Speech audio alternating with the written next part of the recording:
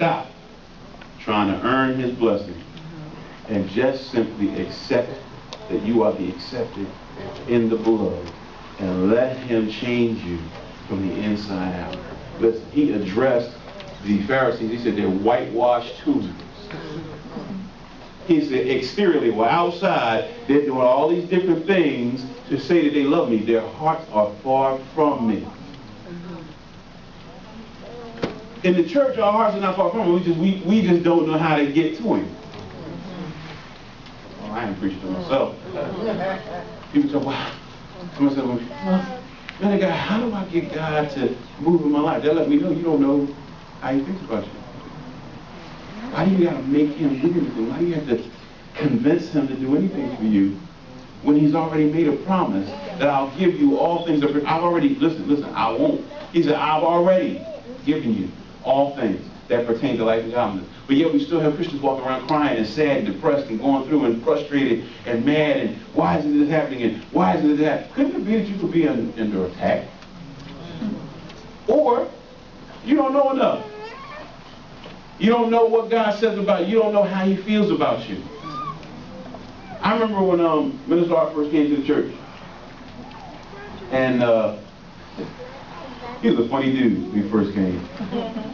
He needed a lot of help. He needed a lot of assistance. He had lived in an abandoned house for, I think, maybe a year or 2 years prior to meeting us. He was in prison prior to that. And so he came needing a lot of support. He came needing a lot of assistance. And the one thing about that brother, he was, how can you live in an abandoned house and be proud? Be proud. He would do things and say, hey, man, God won't bless you. I ain't going to tell you that, man. We had to figure out ways. I had to be a reverse pickpocket. Listen,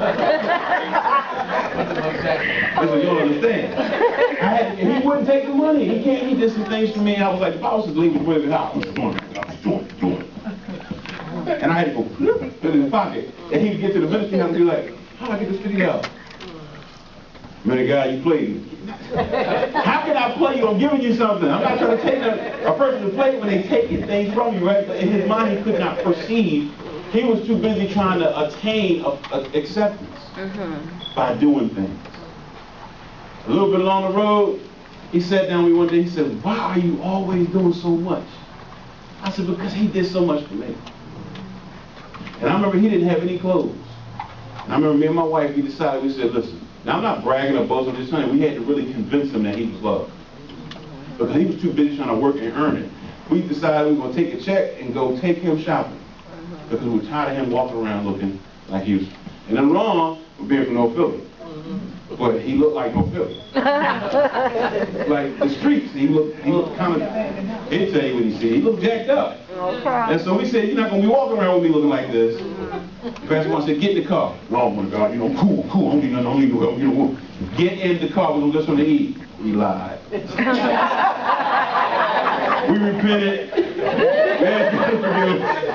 And then we took him to the store and said, what's your size? That's it.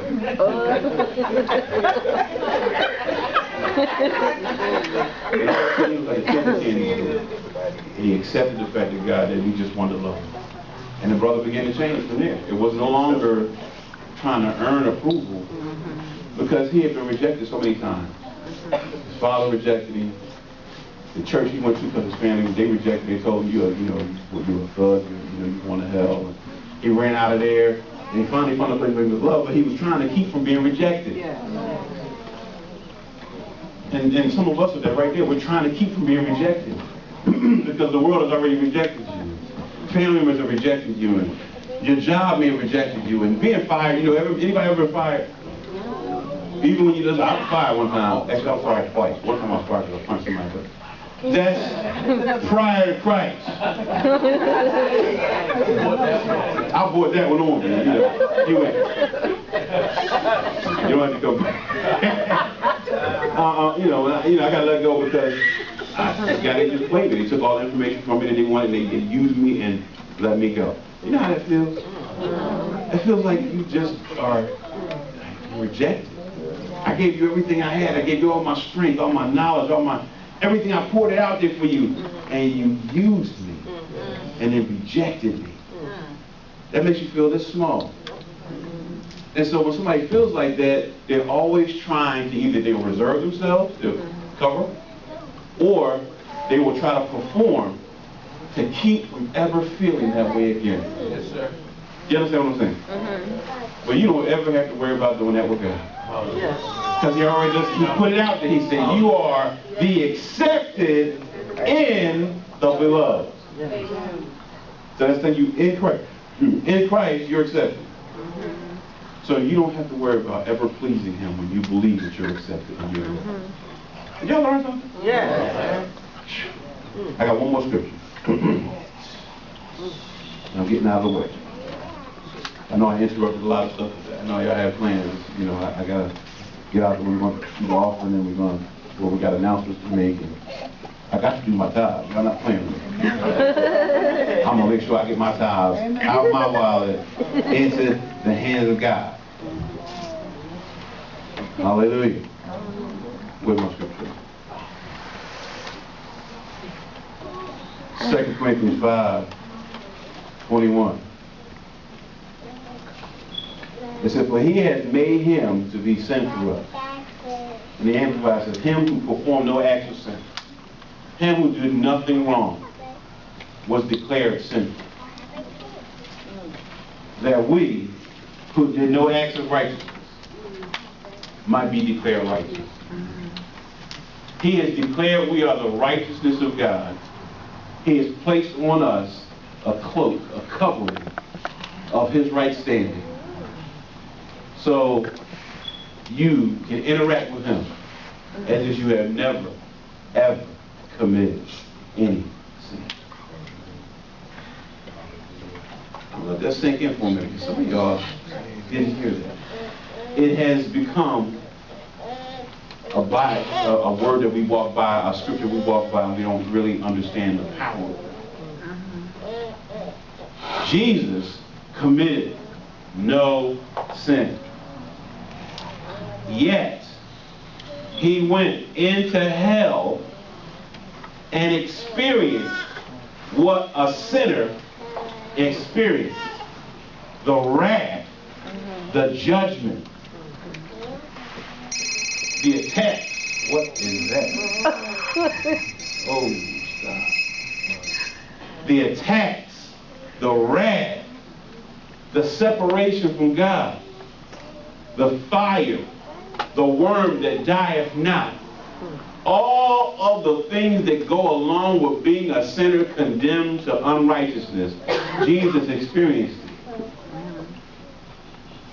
The hell, the torment, to the fullest extent, he experienced hell, torment, separation from God, hunger on the cross, thirst, nakedness, lack, insufficiency, no protection. Everything that could go into, listen to me, everything that goes along with being a sinner, he experienced it. They stripped him. He had no protection. He was powerless, yet powerful. He had no provision. When he said, I thirst, they didn't give him wine, they gave him vinegar and water. Not in a cup, but on a sponge. He became destitute. Depression attacked his mind.